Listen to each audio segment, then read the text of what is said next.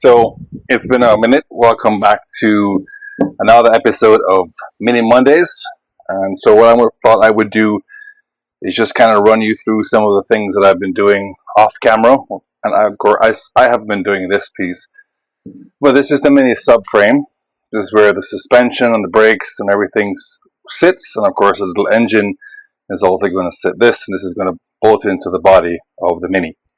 So I'm rebuilding all the parts, replacing new parts, but I just wanted to jump on and show you the quality of the craftsmanship that has been done for me by Raul at Miami Powder. So if you're in the Miami Kendall area looking for an amazing powder coater, Raul at Miami Powder is the person to go see. So took off all the original factory coating that was on the Mini Subframe, nice sandblast, and he's done a pretty amazing job of giving this a really nice robust coat, and this should hold up for years, and of course just kind of help to preserve the Mini and the look and feel, and of course prevent against rust, etc. We know the things that Minis are prone to, so especially here in South Florida with the heat and the humidity. So anyway, just wanted to jump on, do a quick video and see if I can take you in, kind of show you a little more of the detail here.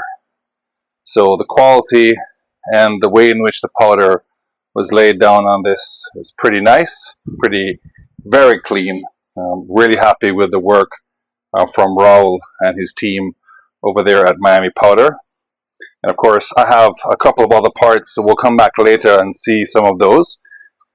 I have the upper arms, the lower arms, etc. All the things that have been powder coated, bracketry, etc. that goes onto the engine, valve cover, all that things. So anyway, just thought I'd jump on, just do a quick video, part of Mini Monday. I'm going to hit pause, and I'll come back and talk to you about a few of the other things that we have going on. All right, thanks for watching, and stay tuned for more. Okay, so there's a couple more things. So these are the upper arms on the rods, of course, so the bolts, pivots that the arms pivot on inside the subframe. And these are the lower arms and the locating pins. And of course, these have bushings. So one thing I did do is, of course, these have all also been powder coated really nicely from Miami Powder. So again, shout out to Raul at Miami Powder. And of course, these arms have a grease nipple that has also been replaced, and you can see that right here in the camera, and that's the grease nipple. And of course, these bolts then will sit or locate inside of the upper arms, and then they will basically pivot up and down, allowing the suspension and the wheel to travel as you move along the road. And one of the things that you need to do when you rebuild these upper arms, and of course I've done this off camera, so unfortunately I had my niece with me, so didn't want to put her on camera, seeing as she's a minor. So she helped me work on this over the weekend. So there are bearings that sit inside of these upper arms that need to be replaced. They get corroded from water, lack of proper lubrication from greasing, etc.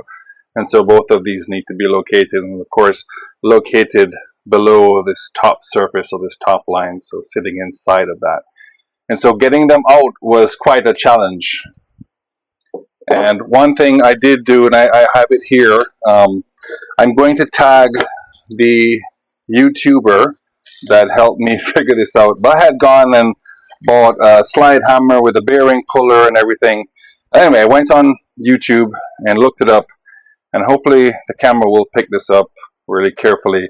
But this is just a washer. And what I've done is I've ground down the edges on both sides.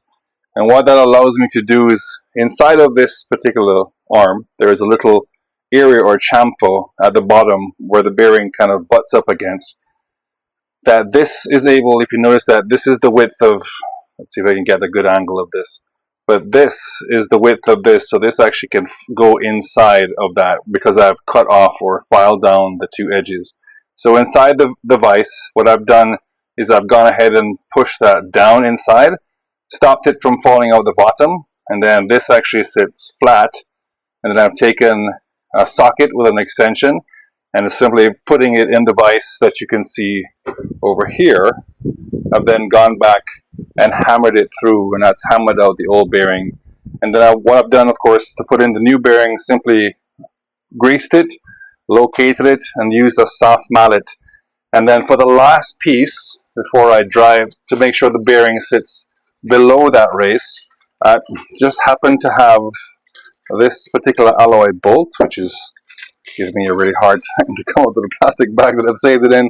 But you can see that the head of that alloy bolt actually fits almost perfectly inside the width of that bearing. So I've used that just to take a heavier mallet and then just tap it down below the surface so it's nice and recessed.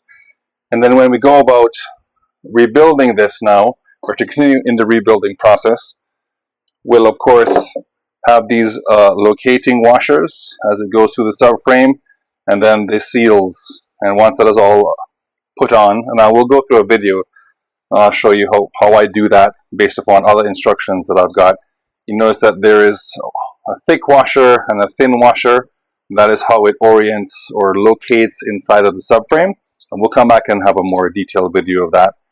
And of course, once that's on, there is a locking plate that gets put on going toward the front of the car, and that's going to then be secured with a regular nut and bolt and a captive a bolt with a captive nut built into the subframe.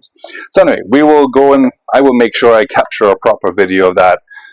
For the bottom arms with the locating pin, I've gone ahead and pressed in some poly bushings. I know there's a lot of different viewpoints of poly bushings, but when I go to assemble this in the subframe, I will of course lubricate this with some really red grease, if you will, and of course, and that's going to locate inside. And then if you'll notice, the top of this particular head is flat, and there's a section in the subframe, and we'll cover that when we get to the installation video, that this piece needs to locate in to allow it to lock in place. And of course, there's a nut and a spring washer on this side that you use to clamp it down to the upper side of the subframe. And that's going to hold it in place, allowing the arm, of course, to pivot up and down. Now, one thing I did notice, and I've of course watched a lot of videos to make sure that when you do install the lower arm on the car, one is going to be for the right side and one is going to be for the left side of the car. So the question is, how do we determine that? Well, what we can notice here on the end of this particular lower arm, you'll notice that this particular circumference, or the diameter, sorry, of this particular hole is a lot larger than the one on this side. And what that's going to do, now it's not really visible or clearly visible in the video, but trust me, it is larger, and you can definitely see it there. And that's going to allow this particular, the hub, the ball joint, to locate inside of that, come through kind of like a chamfer or like a V, and go in, seat clearly, and then of course get bolted to the arm. And this is going to allow you to then set up the brakes, the axles, etc. In the car.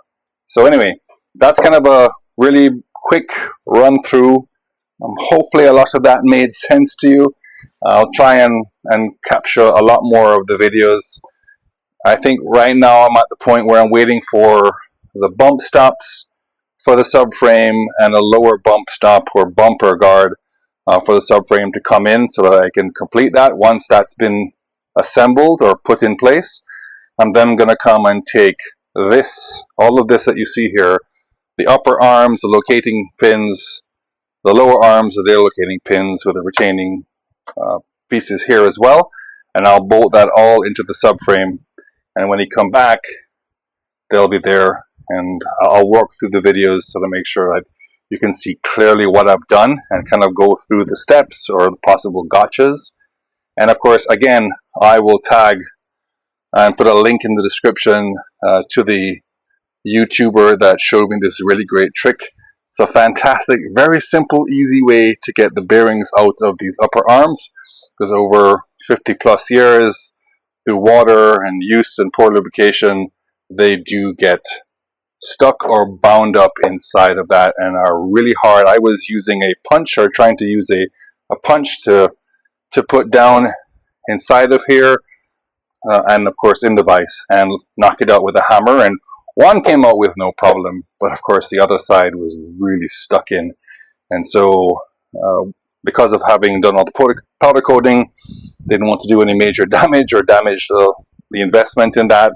So what I did is I found that, and I've used this tool to remove the bearings, and I've gone back with a soft mallet, put in the lubricated, put in the new bearings, and then seated them with this particular alloy bolt, which was just happened to be sitting in a jar of bolts that I had lying around. Anyway, I might come back and do a kind of a how-to video on that as well in more detail, and we'll see how that goes.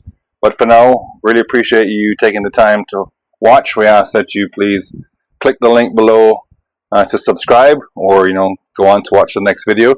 But again, as always, thanks for your support, thanks for your continued patronage, and that you keep watching. Stay tuned. We'll come back for more on the next Mini Monday. Cheers.